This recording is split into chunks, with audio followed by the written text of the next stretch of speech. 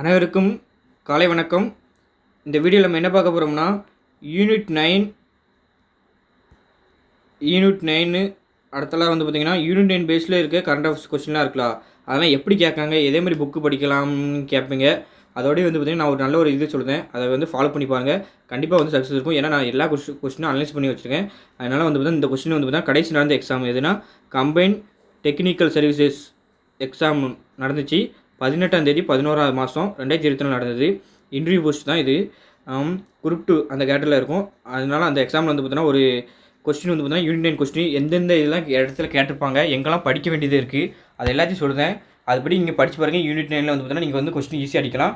அதெல்லாம் வந்து பார்த்தீங்கன்னா நான் ஒரு யூனிட்டுக்கு தக்கன எப்படி அனலைஸ் பண்ணி எல்லா புக்லையும் எங்கேயும் கேட்காங்க, எல்லா வீடியோவும் தெரியும். அதனால் வந்து பார்த்தீங்கன்னா நான் சொல்லுறேன். அதுக்கப்புறம் கடைசியில் பார்க்கலாம். பாருங்கள் 38 கொஸ்டின் ஒன்று கேட்டிருப்பாங்க. அதாவது வந்து பார்த்தீங்கன்னா அந்த February 19 இங்கே பாருங்கள் February 19, 2024 முதலமைச்சர் தாய்மானவர் திட்டம் அறிமுகப்படுத்தப்பட்டதாம் அப்படின்னு சொல்லிட்டாங்க. கூற்று சொல்லிட்டாங்களா? காரணம் என்ன சொல்லியிருக்காங்க?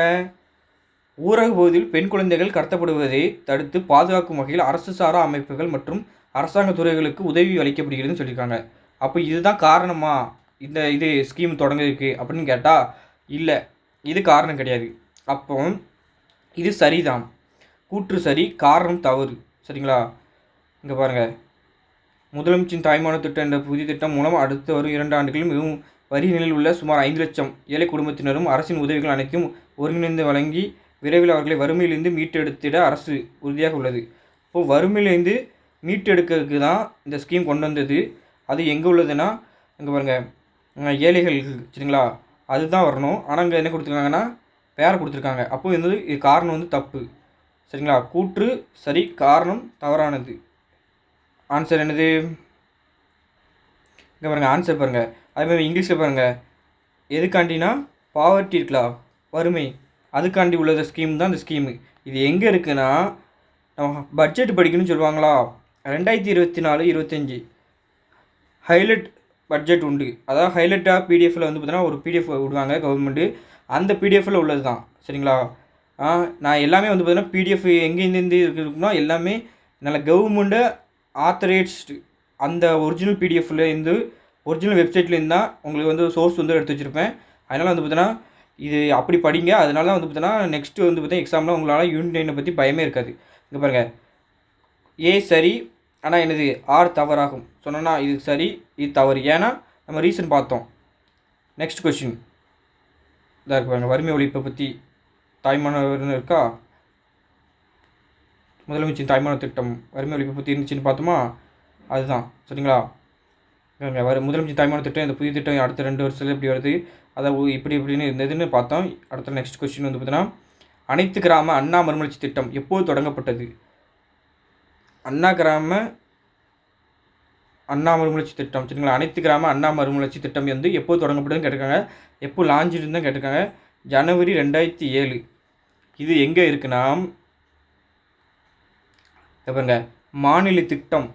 இந்த மாநில திட்டத்தில் பாருங்கள், அனைத்து கிராம அண்ணா மறுமலர்ச்சி திட்டம் ஒவ்வொரு கிராம ஊராட்சிக்கும் அடுத்த 5 ஆண்டுகளில் போதுமான அளவில் நிதி ஆதாரங்கள் ஒருமுகப்படுத்தும் நோக்கில் ஒரு திருப்புமுனை திட்டமாக அனைத்து கிராம அண்ணா மறுமலர்ச்சி திட்டம் எனும் புதிய திட்டத்தை அரசாணை எண் எதுனா 115 படி ஊரக வளர்ச்சி மற்றும் ஊராட்சித்துறை அந்த நாளில் வந்து பார்த்தீங்கன்னா 11/9/2006. சரிங்களா? எத்தனை? 11/9/2006. இப்போவும் பார்த்துருங்க. இங்கே பாருங்க, இது January 2007 கொடுத்துருக்காங்களா, அது எங்கே இருக்குதுன்னு நான் சொல்ல பாருங்கள். அரசாணை எண் 189 ஊரக வளர்ச்சி மற்றும் ஊராட்சித்துறை இந்த நாளில் வந்து 2006 அறிவித்துள்ளது. நிதி ஒதுக்கீட்டை பொறுத்த மட்டும் தற்போது செயலாக்கத்தில் உள்ள அனைத்து மத்திய மற்றும் மாநில திட்டங்களில் இதுதான் மிகப்பெரிய திட்டமாகும். இந்த திட்டம் மாண்புமிகு தமிழக முதல்வர் அவர்களால் 21/1/2007 அன்று வேலூர் மாவட்டத்தில் எங்கள் திருமாதா லம்பாக்கம் ஊராட்சியில் துவக்கி வைக்கப்பட்டது. அப்போது இந்த ஸ்கீம் தொடங்கினது எப்போ? 21/1/2007. கரெக்டாக? 21/1/2007. அடுத்தல புரியுதாப்பா? அதை எங்கே தொடங்கினாங்கன்னா வேலூர் மாவட்டத்தில் திருமாதா லம்பாக்கம். சரிங்களா? திருமாதா லம்பாக்கம் பாக்கத்தில் தான் தொடங்கினது இந்த ஸ்கீமு. இது வந்து பார்த்தீங்கன்னா கவர்மெண்ட்டோட வெப்சைட்டில் இருக்க பிடிஎஃப் தான். இந்த வெப்சைட்லேயே தான் இதில் உள்ள தொடர்பு உள்ள மற்ற இது தொடர்பாக இருக்குமா மற்ற ஸ்கீமு அந்த ஸ்கீம்லாம் கேட்காங்க கொஸ்டின். அதனால் உங்களுக்கு புரியணும். அதாவது ஒரு ஓல்டு கொஸ்டின் எடுக்கிங்கன்னா அந்த கொஸ்டின் ரிலேட்டடாக எந்த வெப்சைட்டில் இருக்குது அது போய் படிக்கணும். நெக்ஸ்ட்டு வந்து பார்த்தீங்கன்னா அந்த வெப்சைட்டில் இருக்க ரிலேட்டட் மற்ற ஸ்கீமு அது ரிலேட்டடாக இருக்க பாலிசி நோட்டு அது ரிலேட்டடாக இருக்க கவர்மெண்ட்டில் வந்து பார்த்தீங்கன்னா இது இன்னொரு பாலிசி நோட்டு பக்கத்தில் இன்னொருலாம் இருக்கும், நிறைய இருக்கும். அது அந்த வெப்சைட்டில் இருக்க எல்லாமே ஆக்ட்டு எல்லாத்தையுமே அலசி ஆராய்ந்தீங்கன்னா கண்டிப்பாக வந்து பார்த்தீங்கன்னா உங்களுக்கு வந்து பார்த்தீங்கன்னா யூனியன் வந்து பார்த்தா ஒரு ஸ்ட்ரகிளே இருக்காது. இங்கே பாருங்கள் அதே தான் இருக்குது பாருங்கள் அண்ணா. இதுவும் வந்து பார்த்தீங்கன்னா அதே வெப்சைட்லாம் சரிங்களா. நெக்ஸ்ட் கொஸ்டின் வந்து பார்த்தீங்கன்னா முதலமைச்சரின் விரிவான மருத்துவ காப்பீடு திட்டமானது இதற்கு முன்பு டேஷ் என அழைக்கப்பட்டது இப்படின்னு ஒரு கொஸ்டின் இருக்காங்க. இந்த வெப்சைட் வந்து பார்த்தீங்கன்னா இதே வெப்சைட்டில் நிறைய தடவை கொஸ்டின் இருக்காங்க. இந்த ஸ்கீம் ரிலேட்டடாகவே அடிக்கடி கேட்டுகிட்டே தான் இருந்திருக்காங்க. இங்கே பாருங்கள் முதலமைச்சரின் விரிவான மருத்துவ காப்பீடு திட்டம் அறிமுகம்னு சொல்லியிருக்காங்களா, இதெல்லாம் ரைட். இங்கே பாருங்கள் தமிழ்நாடு அரசு 23 ஜூலை 2009 அதாவது 23 ஜூலை 2009 என்னதுன்னா உயிர் காக்கும் சிகிச்சைகளுக்கான முதல்வர் கலைஞர் காப்பீடு திட்டம் என்ற திட்டத்தை அறிமுகப்படுத்தியது. அந்த முதல்வர் கலைஞர் காப்பீடு திட்டம் என்ற திட்டத்தை அறிமுகப்படுத்தியது. இந்த திட்டம் ஏழைகள் மற்றும் குறைந்த வருமானம் அமைப்பு சாரா ஏழைகளுக்கானது. இது புரிஞ்சுதா? இங்கே பாருங்கள் ஜனவரி 11, 2012 அன்று 1.34 கோடி குடும்பங்கள் பயன்பெறும் நோக்கில் முதலமைச்சரின் விரிவான மருத்துவ காப்பீடு திட்டம் தொடங்கப்பட்டது. இப்போ வந்து பார்த்தீங்கன்னா இந்த முதல்வரின் கலைஞர் காப்பீடு திட்டத்தை தான் இதை வந்து பார்த்தீங்கன்னா எப்படி இதை இப்படியாக இதை வந்து மாற்றிருப்பாங்க. முதலமைச்சர் விரிவான மருத்துவ காப்பீடு திட்டம்னு சொல்லியிருப்பாங்க. அதனால் வந்து பார்த்தீங்கன்னா இந்த ஆன்சர் வந்து பார்த்தீங்கன்னா இது எங்கே இருக்கும்னா நம்ம தமிழ்நாடு ஹெல்த் சிஸ்டம் ப்ராஜெக்ட்னு இந்த வெப்சைட்டு சர்ச் பண்ணுங்கள். இப்படி சர்ச் பண்ணேன்னா இந்த வெப்சைட் வந்துடும். டிஎன்ஹெச்எஸ்பி அதை அப்படியே அடிச்சிங்கனால இந்த வெப்சைட் வந்துடும். வெப்சைட்டில் வந்து பார்த்தா நிறைய ஸ்கீம்ஸ் இருக்கும். அதாவது எப்படி படிக்கணுமா இங்கே பாருங்கள் இதெல்லாம் வந்து பார்த்தா ஜென்ரலாக வந்து பார்த்தா படிச்சிங்கன்னா உங்களுக்கு மெயின்ஸ்க்கு தேவைப்படும். இதில் திட்டம்னு கொடுத்தீங்கன்னா நிறைய ஸ்கீம்ஸ் வரும். பழங்குடியினர் பற்றினா அதை பற்றி தெரிஞ்சுக்கலாம். இப்படி தான் படிக்கணும். இந்த வெப்சைட்டில் வந்து பார்த்தா நல்லா யூஸ் பண்ணணும். அதாவது இந்த வெப்சைட் ரிலேட்டடாகவே மற்ற இது கேட்பாங்க. பாருங்கள் தமிழ்நாட்டு மின் ஆளுமை திட்டம் அறிமுகப்படுத்தப்பட்ட ஆண்டு எதுனா இது வந்து பார்த்தோன்னா எந்த வெப்சைட்டில் இருக்குன்னா ஆன்சர் வந்து பார்த்துட்டு வந்துடும். நம்ம இது வந்து பார்த்தீங்கன்னா இ கவர்னன்ஸ் வந்து பார்த்தீங்கன்னா சிலபஸில் உண்டு சரிங்களா. அதாவது வந்து பார்த்தீங்கன்னா இது குரூப் 2 ஸ்டாண்டர்ட் கொஸ்டின், அதனால் வந்து பார்த்தீங்கன்னா டிகிரி ஸ்டாண்டர்ட் கொஸ்டின், அதனால் வந்து பார்த்தீங்கன்னா அந்த கொஸ்டினில் வந்து இருக்குது. ஆனால் வந்து பார்த்தீங்கன்னா நம்ம குரூப் 4 படிக்கிறவங்களுக்கு இந்த கொஸ்டின் வந்து பார்த்தீங்கன்னா பார்க்கணும் யூனிட் 9ல். ஏன்னா 1-2 கொஸ்டின் கேட்பாங்களா அதுக்காண்டி தேவைப்படுது. அதை விட வந்து முக்கியமானது எதுனா நம்ம இது இருக்குல்ல குரூப் 4 ஸ்டாண்டர்டில் இருக்க கொஸ்டின் வந்து பார்த்தீங்கன்னா ஒரு 12 கொஸ்டின் இருக்குப்பா. 2019க்கு அப்புறம் ஒரு 12 அந்த இப்போ 2022 இருக்கலாம். அப்போது வந்து பார்த்தீங்கன்னா 2019க்கு அப்புறம் சிலபஸ் மாறினதுக்கப்புறம் ஒரு 12 கொஸ்டின் வந்து பார்த்தீங்கன்னா ஒரு எஸ்எல்சி ஸ்டாண்டர்டு எஸ்எல்சி அடுத்தல வந்து பார்த்தீங்கன்னா ஹெச்எஸ்சி டிப்ளமோ அடுத்தல வந்து பார்த்தீங்கன்னா ஐடிஐ இப்படி இந்த 4 லெவல்லையும் நடந்தது. ஒரு 12 எக்ஸாம் நடந்தது. கடைசி கூட ஒரு எக்ஸாம் நடந்துச்சு இந்த டிசம்பர் மாதத்தில். அப்போது வந்து பார்த்தீங்கன்னா இப்படி 12 எக்ஸாம் நடந்துச்சு. இந்த 12 எக்ஸாமில் ஜிகே கொஸ்டின் அனலைஸ் பண்ணி வச்சுருக்கேன்.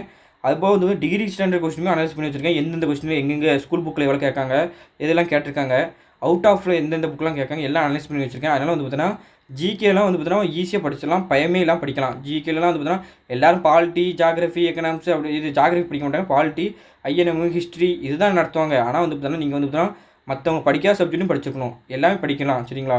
இப்போ பாருங்கள் இது எனது தமிழ்நாட்டு மின்னாளுமை திட்டம் அறிமுகப்படுத்தப்பட்ட ஆண்டு தானே கேட்காங்க, எந்த வருஷம்னு பார்த்துட்டு வந்துடலாம் ஆன்சர். இது வந்து பார்த்தீங்கன்னா இ கவர்னன்ஸ் வெப்சைட் இருக்குது சரிங்களா தமிழ்நாட்டில். அந்த வெப்சைட்டில் தான் அடிச்சிருக்கேன் பாருங்கள். DNAGA அப்படின்னு அடிச்சிங்கன்னா DN.DN கவர்மெண்ட் அடிச்சிங்கன்னு வச்சுக்கோங்களேன் இந்த இது வரும். அதில் வந்து பார்த்தீங்கன்னா இந்த வெப்சைட்லேயே தான் நிறைய தடவை கொஸ்டின் கேட்டுகிட்டே இருப்பாங்க. இந்த வெப்சைட்டில் உள்ள பாலிசி நோட்டு யூஸ் பண்ணுங்கள். கண்டிப்பாக நீங்கள் வந்து பார்த்தீங்கன்னா இ கவர்னன்ஸ்க்கு வந்து மற்ற இதே தேவையே கிடையாது. அடுத்தல வந்து பார்த்தோன்னா நெக்ஸ்ட்டு இந்த வெப்சைட்டில் வந்து பார்த்தீங்கன்னா இருக்க எல்லா ஸ்கீம்ஸு எல்லாமே இந்த வெப்சைட்டில் தான் வந்து பார்த்தீங்கன்னா இப்போ கடைசி நடந்த எக்ஸாமில் கூட குரூப் 4லேயும் குரூப் 2 கேட்டாங்க. நிறைய இதில் கேட்பாங்க. நான் நிறைய தடவை பார்த்துருக்கேன், நிறைய இதில் அனலைஸ் பண்ணியிருக்கேன். அதனால் வந்து பார்த்தீங்கன்னா யூனிட் 9ல் வந்து பார்த்தீங்கன்னா பயப்படாதீங்க சரிங்களா. இப்போ பாருங்கள் ஆன்சர் பார்த்துடலாம். நேஷ்னல் இ கவர்னன்ஸ் இங்கே பாருங்கள் பிளான் இருக்கா.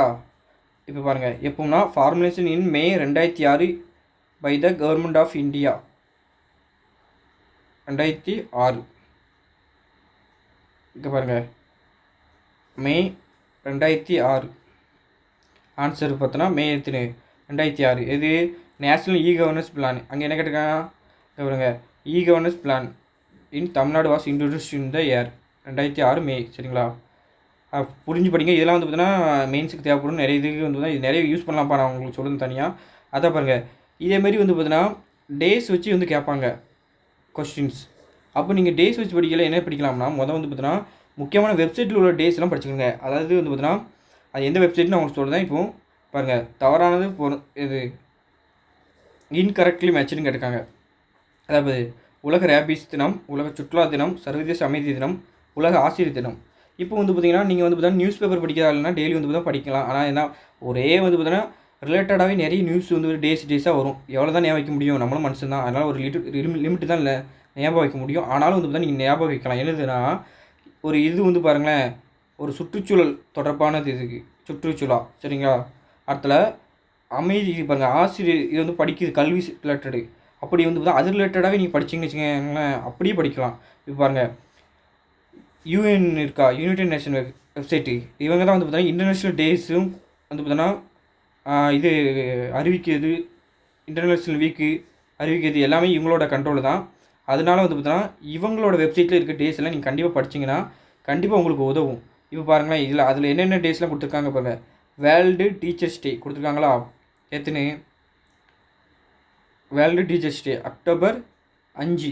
அப்போது இது கரெக்டானு பார்க்கும்.